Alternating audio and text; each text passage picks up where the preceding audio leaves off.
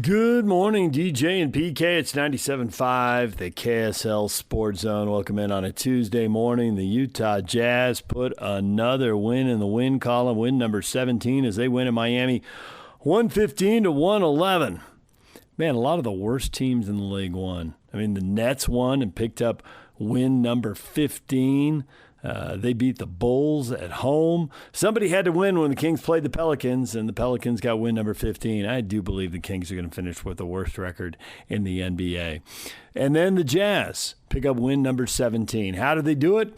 Well, another really good game out of Jaren Jackson Jr. He scored it.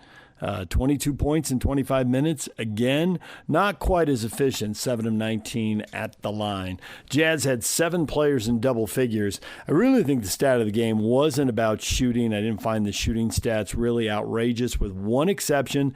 The Jazz were very good at the free throw line, and the Miami Heat were not. And Miami shot a lot more free throws. They were 30 of 44, 68%. Terrible percentage. 44 is a lot of free throws. But the Jazz were 27 of 31. And because they shot 87%, they hung in there. Miami loses by 4, and they give up 14 points at the free throw line. And the other thing is the Jazz just had so many shots. They out-rebounded Miami 58 to 43. It was spectacular. On the offensive boards, they beat them 15 to 10. So I think that's where it's at. And turnover has been a big problem for the Jazz, but they only had 12 in this game. Miami had 14. So the Jazz get the win. For more, let's go to the best of the postgame show. Jazz recap on DJ and PK. I'm JP Chunga of the Utah Jazz Podcast Network. Check out my latest with Derek Favors on Roundball Roundup. Search Utah Jazz Podcast Network wherever you get your pods. So the Jazz came into this 5th game in 8 days. Been on the road from Canada to the Midwest to Florida, stops in Atlanta in between. They finish it up in Miami. That's where they came in and cooled the heat. 115-111, a win for the Utah Jazz. Jaren Jackson Jr. led Utah with 22 points in 25 minutes, but the young guys finished the 4th. It was Ace Bailey and Bryce Sensabaugh late. Sensabaugh hit a 3 to give the Jazz a lead with 45 seconds to go, and he hit 2 free throws to finish with 14 points. Will Hardy was pleased with the youth postgame. Really proud of the group's effort to guard as a team for 48 minutes. It's what gave us a chance to withstand the beginning of the game. I think we were 3 for 10 in the paint to start the game. Missed some chippies that we normally make, but to take 13 more shots than they did. Obviously, they shot more free throws, but the possession battle is always a big deal in our league. And I thought our team did a great job competing for all 48 minutes. A lot of big plays by a lot of people, 7 guys in double figures. That's who we want to be on both sides of the ball. What do you think led to that defensive effort tonight? Do you think it was attention to detail, just more effort, or what do you think? Yeah, it's a combination of a lot of things. I mean, the attention to detail was very good. The communication was good. The physicality was good. We also added a guy to our roster who has been Defensive Player of the Year, and I think that first group, Nurk, Jaren, and Lowry, we have a lot of size. And then we start subbing, and 2 of them are on the court for the majority of the game. Those guys have done a good job of protecting the paint as a group, but I think as a whole, the perimeter players are doing a better job of containing the ball. Everybody has to do their job in this league to guard. What did you think about Bryce? Just his composure at the end to knock down that shot, his free throws that kind of seal the game? Yeah, Bryce, he wasn't having a great game offensively. He's been a little bit off kilter, out of rhythm. We're playing different lineups. People are going in and out in different moments and playing with people that they haven't played with before. And so there's a lot of factors that are out of Bryce's control. But, Bryce isn't shy, and he believes in himself and made a huge 3 late, and then obviously the free throws put it away. How close were you to putting Jaren or Lowry back in the game? I wasn't. Coach, what do you think of on the defensive side of the ball, both Ace and Cody? Obviously Ace's shot wasn't falling. Cody only took 1 shot, but they were just consistently making hustle plays, being aggressive, and seemed like they were setting the tempo for the other guys on the floor. Yeah, it takes a team to execute in a close game. And, we were trying to be particular about matchups when we had the ball. Miami has some guys who can really guard, and so we wanted to try to make sure we were clean with our spacing, and the group did a good job of that. But Cody and Ace both recognize that there are a lot of ways to contribute to winning, and it's not just about how many points you score.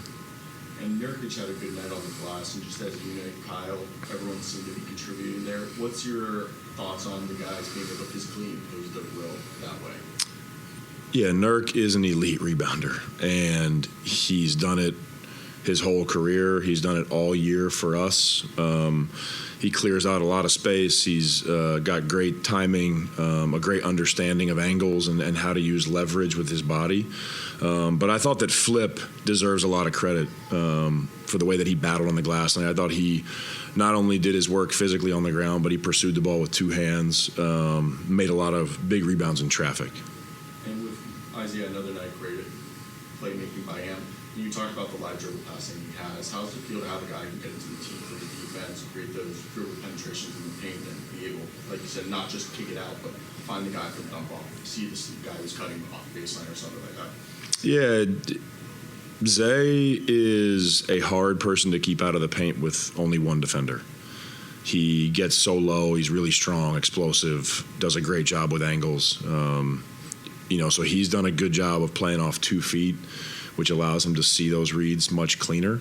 But he understands that maybe the biggest thing he contributes for us on the offensive side is his ability to get in the paint and draw a second defender. Lauri Markkanen was Utah's second leading scorer. He notched 17 in 25. He spoke about the youth as well. In order to get this win, the way you guys grinded it out in the fourth. Stops and rebounding. And I think offensively we were getting what we wanted.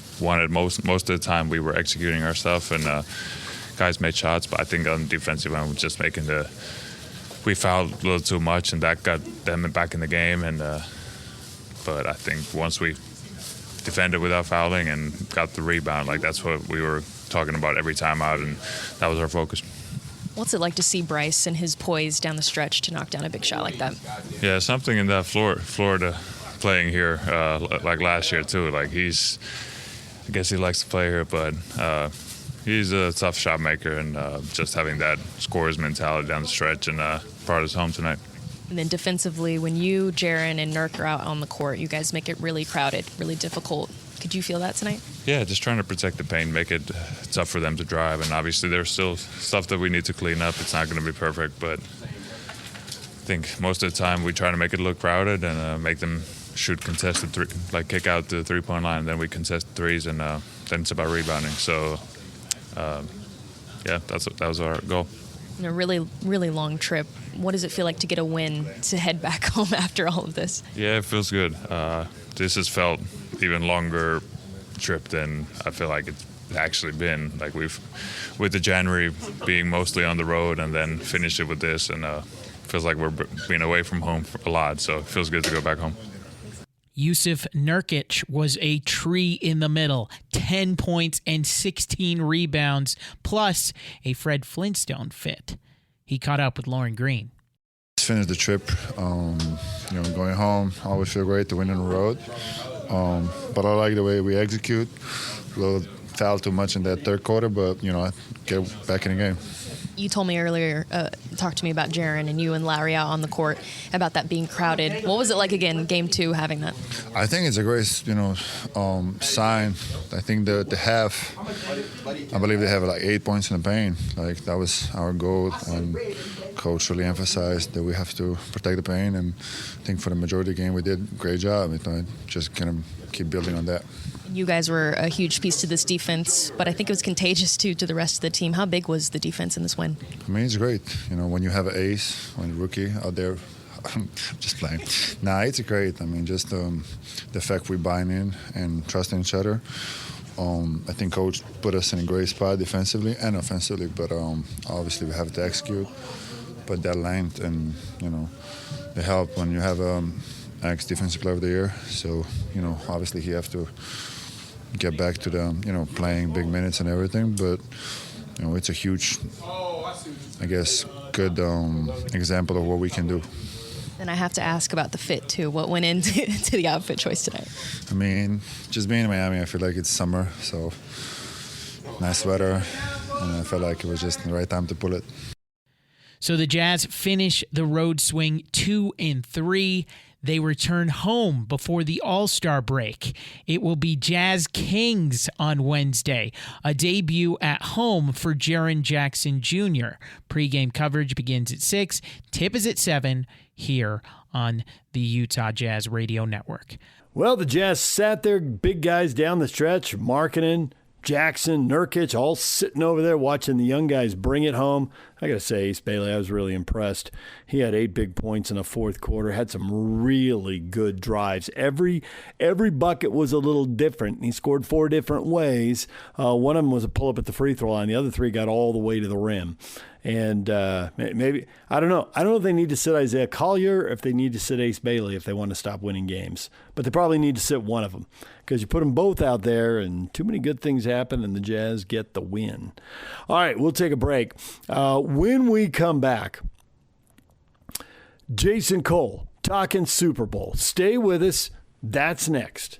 Good morning, DJ and PK. It's 97.5, the KSL Sports Zone. Join Scotty G today, noon to 3. My Hearing Centers, 8941 South, 700 East in Sandy. Yesterday's show, we had Jason Cole in to talk Super Bowl, but also to look ahead. Which teams are going to do what Seattle did? Seattle was building. I mean, now it's clear, right? In retrospect, you can look at the trend and say, well, they won 10 games last year. And they missed the playoffs on a tiebreaker. But they were on their way. Who else is on their way? And Jason's got perspective on really the 8 to 10 teams across the league, maybe including your favorite team. So we'll get to that. Here is Jason Cole with PK and I late in yesterday's show. The Super Bowl is in the books, Jason. My big takeaway was that Seattle defense was awesome. Only the Rams scored 17 points on them over the last 9 games. They were good at the start of the year. They got better. They peaked when they were supposed to. And the offense, if you don't turn the ball over in the postseason and your defense is great, well, you get to hold the trophy up. You got any big takeaways from this? Drake May is going to live with this one for a long time. Yeah. Because this game could have been competitive, but he missed 7 passes and fumbled when he didn't read it something fast enough. And that interception on the deep ball, he was playing 3 flies up on that play, like with his buddies in the backyard trying to see who was going to catch it. That's a horrendously bad throw. So, look, Seattle's defense is really good. Don't get me wrong. Is it as good as the Legion of Boom? I don't think so. Is it up there with the Bears or like the Ravens in 2000? Like, don't do that. Don't put them up there. They were a really good defense in a year where I think the league was really mediocre. So congratulate him. Great year. Nice team, nice effort. But this could have been a lot different game if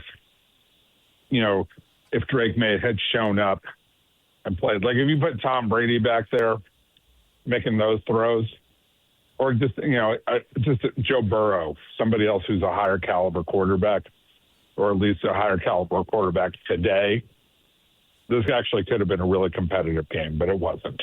So that's unfortunate.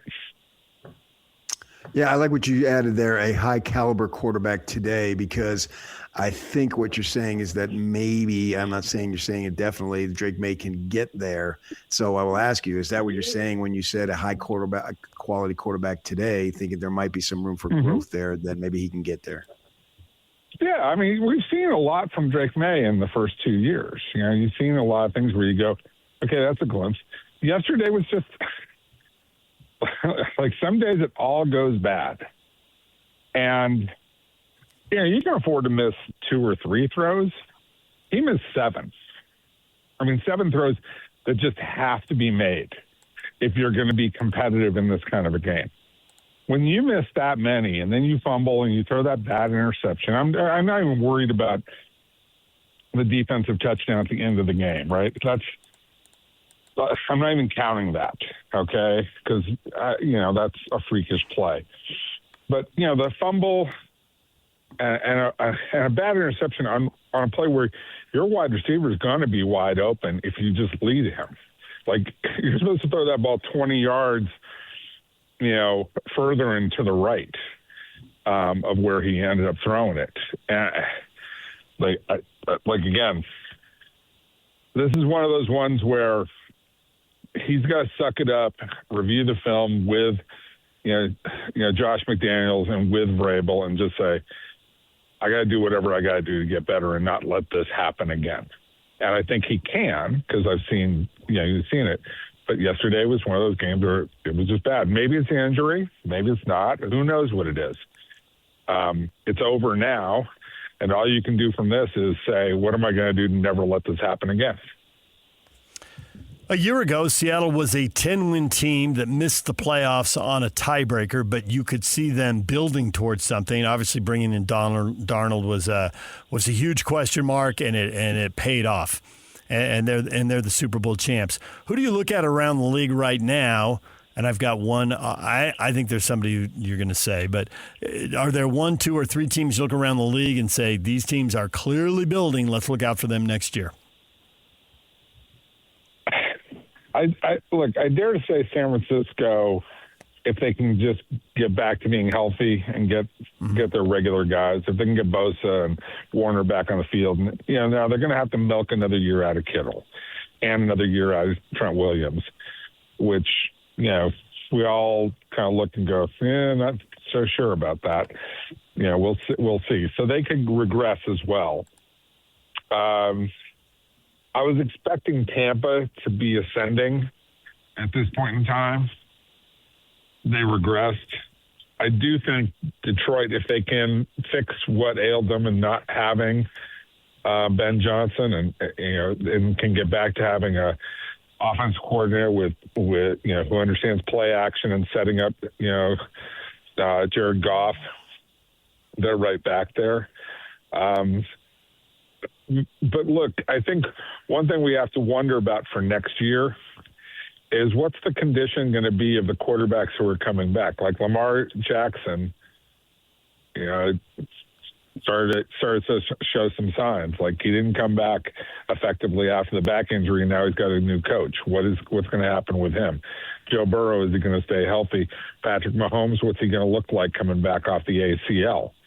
So if you can get those guys back to what they were, you're now talking about, really improving the overall depth of the league at quarterback in a very serious way. And I think this was a year where, like, the quarterbacks yesterday were not the same caliber of quarterback that we had seen in the Super Bowl the previous 20, 25 years.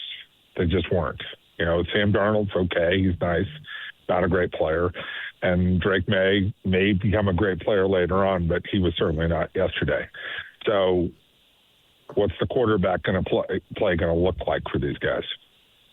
Jason, here with our basketball team that we cover, the Utah Jazz, they had that Stockton Malone, and for years they tried to get over the top, and they got there twice in the finals, losing to Jordan, right, which is no disgrace. And it's like, they got to the finals and they couldn't beat him. And I always thought, well, yeah, that's obvious. That's a fact. But I thought maybe their better chances to win were the years that Jordan wasn't in the league and they still couldn't get it done. And where I'm going with this is with the Bills. Obviously they kept running into the Chiefs, or the Chiefs weren't there this year and they still couldn't get it done. Sort of like Stockton Malone couldn't get it done to non-Jordan teams. Do you think that their time has come and gone? And obviously they're making changes there. Or they still have an opportunity to be in the hunt? I mean, look, if you start with Josh Allen at quarterback, as I said at the end of last year, when that job became available, there was only one coach in the league who was sitting there going, yeah, I'm good. I don't care about that job. And that's Andy Reid, right? Like, that's the only guy who was already employed as a head coach or looking for a head coaching job who would say, yeah, I don't really care if I get that job or not, right? Like, everybody in the league would want to have Josh Allen, because if you got Josh Allen, you can build around him in so many different ways. And, yeah, the defense regressed a little bit. Yeah, it's been 2 years where it's been pretty lightweight. But you can find defensive players. It's like, a great old scout I once talked to, and Scott McLuhan, he's been around a long time. He goes, I can find defensive players in the third, fourth, fifth round. If I'm just trying to restock. Now, finding stars on defense is a little different, but finding guys who can run and play and make yourself a respectable defense, that's not that hard to do. So they just have to do that. But I still think they're really good at other positions. Now, Keon Coleman, they were expecting a lot out of him, and he didn't do it. Is he going to finally do it, or are they going to have to go out and get a real number one receiver to complement Josh Allen and really make that offense go? Maybe, because that's what Joe Brady had when he was at LSU. Like he had Burrow and Chase and Jefferson, and he had studs who could change the X's and O's. Just like the Utah Jazz had two guys, they were never able to get the third guy. That was always the problem. The Bulls had the two guys, and then they were able to get the third guy in Rodman. And that put them over the top for the last 3 years. There are a lot of Packer fans here because of Jordan Love playing at Utah State. There's also a lot of Bronco fans here. What do you think of those two teams going forward? I love both of those teams. Now, Jordan Love, it's a matter of health. I think that's the only thing that's separating him from being great. You just can't stay on the field enough, and you need him to stay on the field more. I think the receiver's terrific. Everything that he does is great. You got Parsons over there, so you've got a lot of things. There's a lot of great things that are going on with the Packers. Now with Denver, I still don't know about Bo Nix. I think he avoids big mistakes, but there's still a consistency of scoring that you need, because all these, one-score games, it sounds really fun, right? And people start to we really believe we know how to get it done in the fourth quarter. I'm sorry, but most of the time when you're in one-score games that are flip-of-the-coin games, they're really actually flip-of-the-coin games.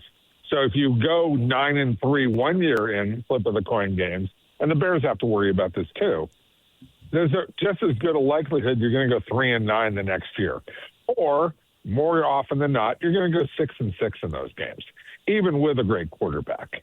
It's like Kansas City 2 years ago when they made the Super Bowl and ultimately lost to Philadelphia. I was, look at them pulling out, one-score games. Well, that didn't happen this last year, okay? It regressed, because generally it means you're not a dominant team that can control games week in and week out. It means you have fault within your team. And that's where Denver, I think, for all the strides they've made in 2 years under Sean Payton, and they've done some really wonderful things, they need to even out the consistency of their play on offense.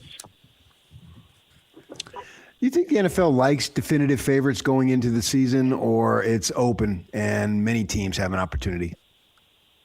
I think Roger Dell sits there and goes, I'm good. Either way? Yeah, I don't think they worry about it. What's there to worry about? They worry about counting money at the NFL office.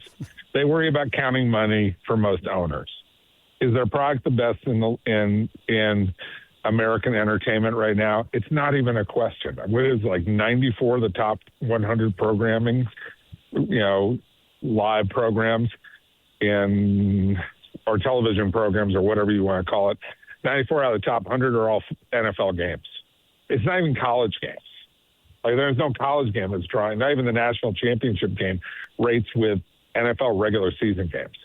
So, I don't think they worry at all about, do we have a dynasty team? Do we have a dominant team? Do we have a this? Do we have a that? They're just look, we'll play the cards out where the cards play out, because, long ago and far away, we devised a system that created as much parity as humanly possible within a league. Free agency contributes to parity. Schedule balancing contributes to parity. Everything that they do, points towards having as even a league as they possibly can. They did this. This was not Roger Goodell. This was done under Tagliabue and Rozelle. Tagliabue and Rozelle.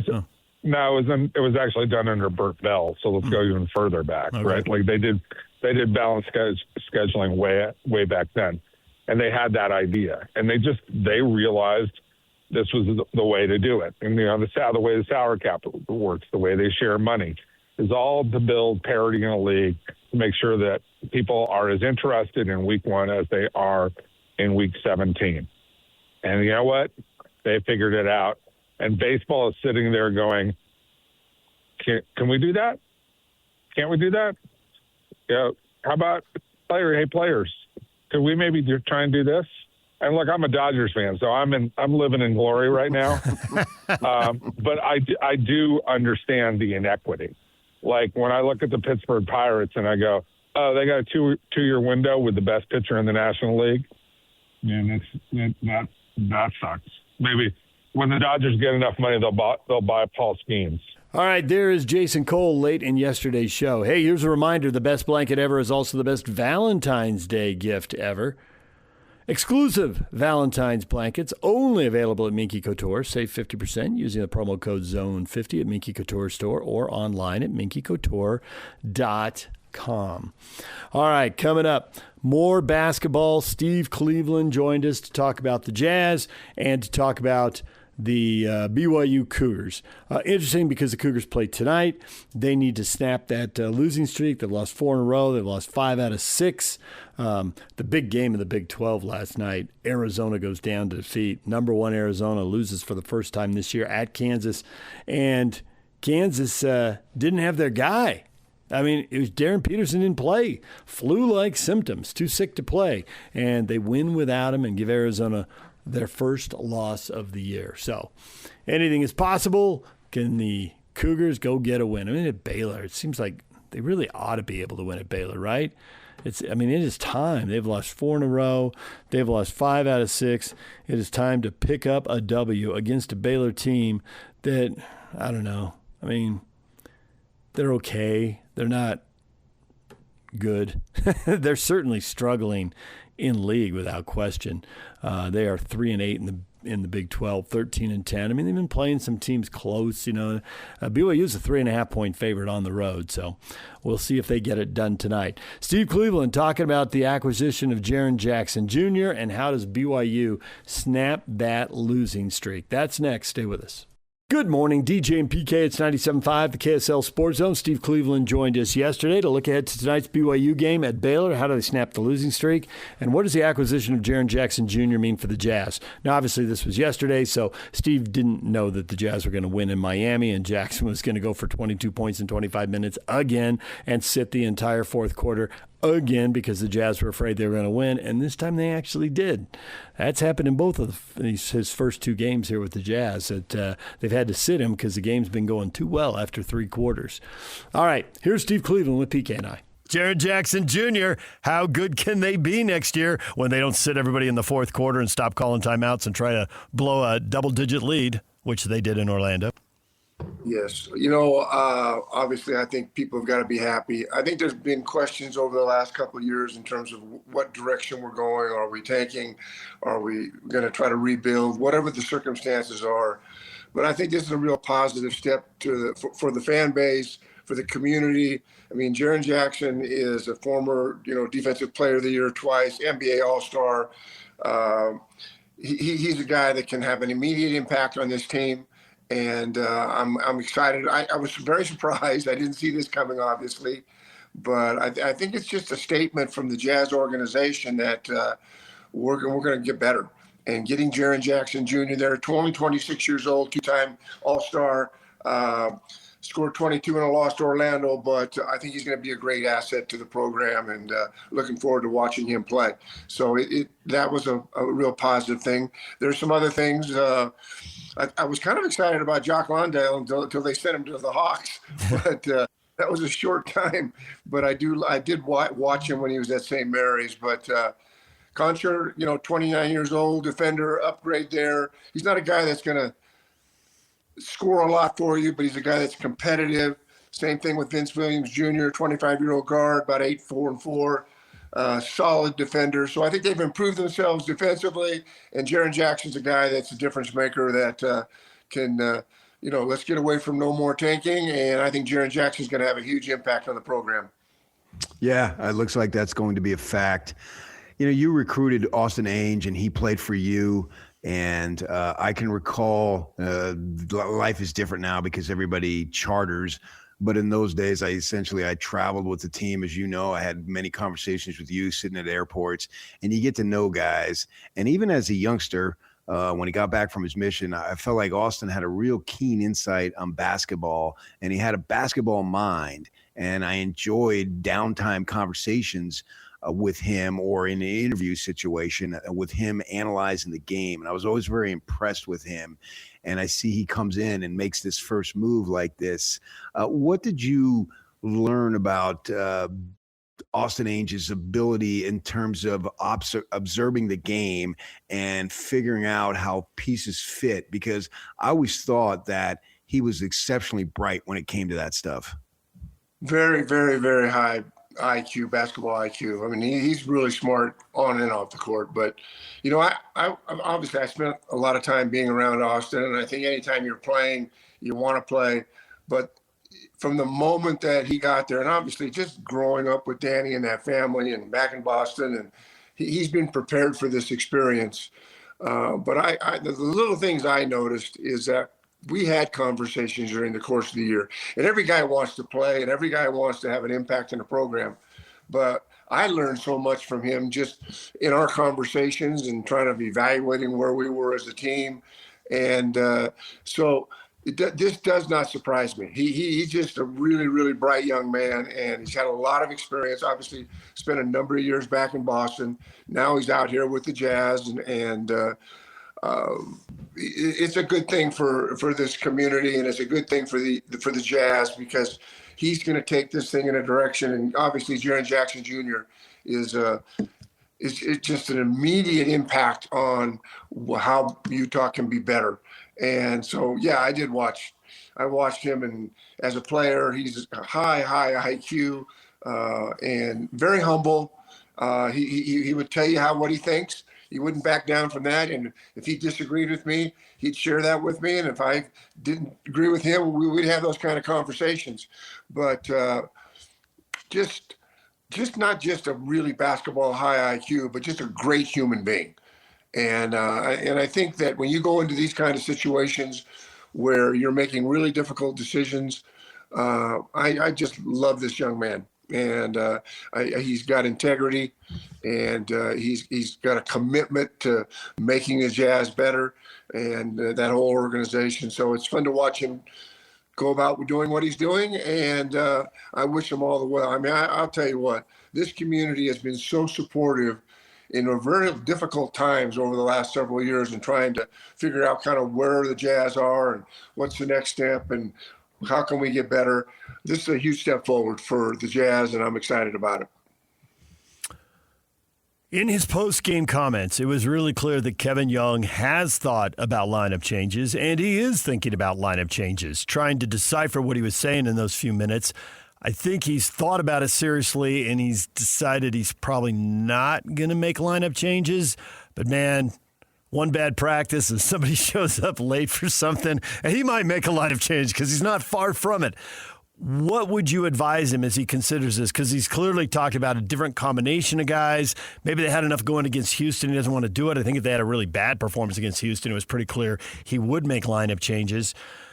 Can he kind of smooth over their lack of depth and hide that a little bit if he tweaks things? In his answers, he was clearly contemplating that seriously. What would you advise him? To do exactly what he's doing, and that is to contemplate and walk through, and you want to involve your staff. There's some things as a head coach that you have a gut feeling about in terms of what direction we need to take, and I had those experiences, and Kevin's having those as well. You lose 4 games in a row after really having a great start to the season.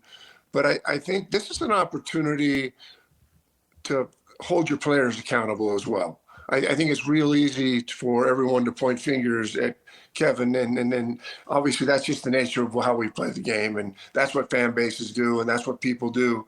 But I like the idea of sitting down with AJ and sitting down with Richie and sitting down with Rob Wright. These are guys that are the foundation of this team. But spending some time, I would sometimes you'd have team meetings, but sometimes you just take maybe your captains or you take those that are having a real impact and spend some time and get a pulse and a feel. And you can get that sense from your coaches, but and I think this coaching staff, they're not gonna sugarcoat this. I know that for sure. I mean, this is a competitive group of young men that are, coaching this team. But I think it's time that the players there's an accountability piece there that, whether it's AJ, AJ's a freshman. He's a young guy, and Saunders has been there for 4 years. Wright's been there now a couple years. I think you take your best players, you bring them in and talk about what can we do better. And then you'll eventually have a team meeting where you talk to the team and you can dissect this thing, but not over dissect it.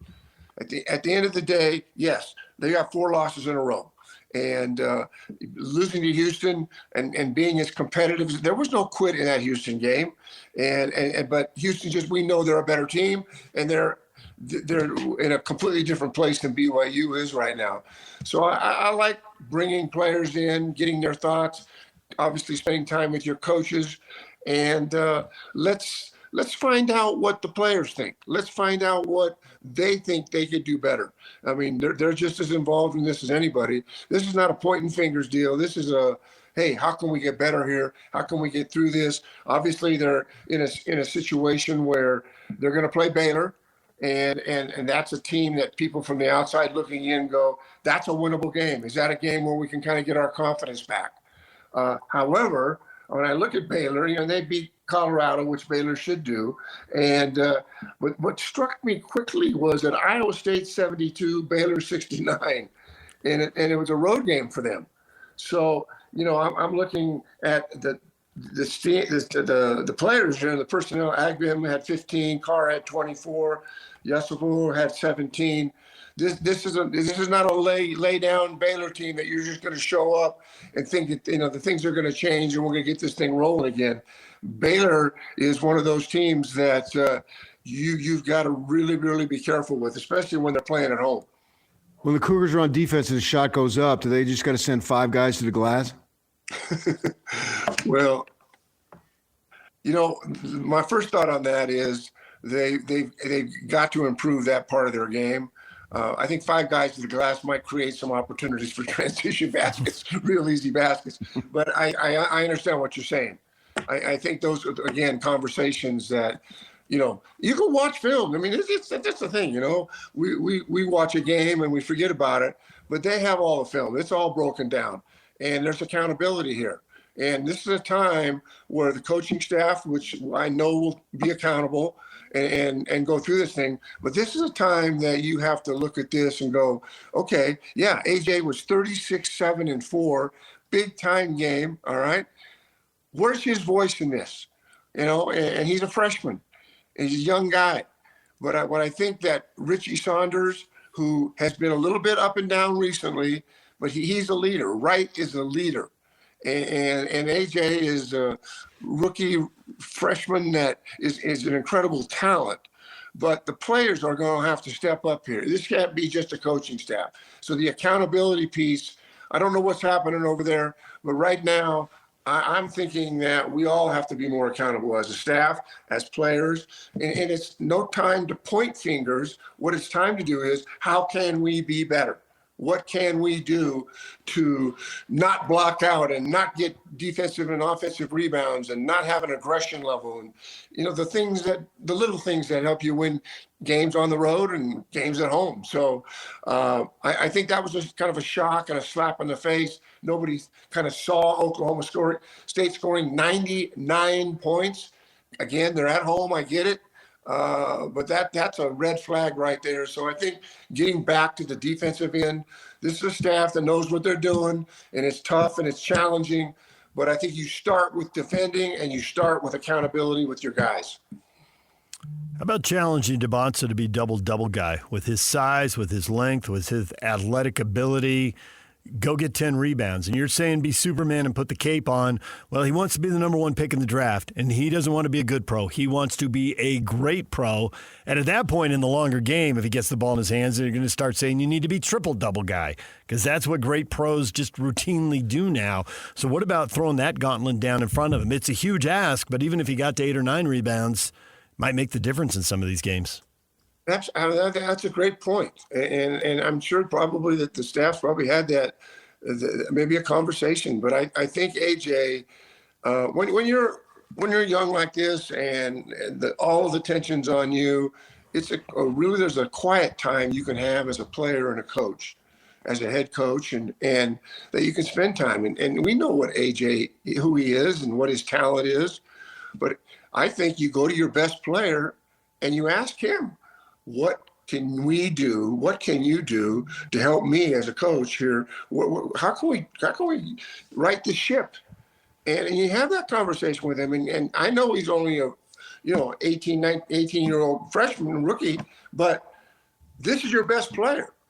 So get buy-in from him. Let's see where his leadership takes him. I mean, he's going to go play at the next level here real soon. And it's going to be kind of a different world, but there's real accountability in the league. There's exposure everywhere, and so I'd love to see, coach sit down with someone like AJ and maybe involve Saunders and Wright, but there has to be some accountability here. And I think if AJ, what a great opportunity for him as a young man to talk about. I'm going to set some goals for me. I want to be a 20, 10, and 10 guy.